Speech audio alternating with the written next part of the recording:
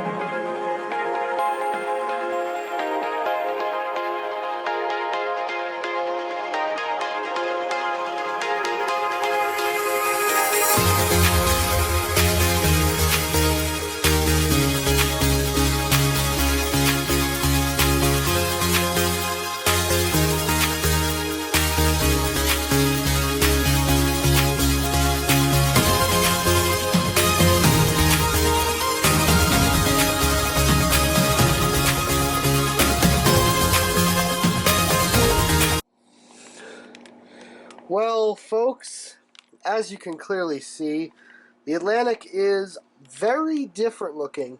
So after I reassembled the locomotive, I actually went and worked on the tender. And it took me a couple of hours to solve all the electrical issues and to decal and prepare a tender. This is actually not an original Rivarossi SP tender. It's a decal job. River Restore actually sells decals that you can put on the locomotive.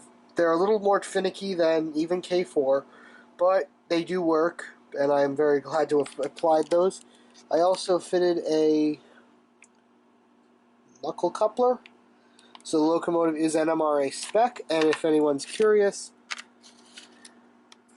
it is within NMRA specifications. A little bit of a modern touch. So, and the best part, the part that everyone's been waiting for, including myself for many, many years.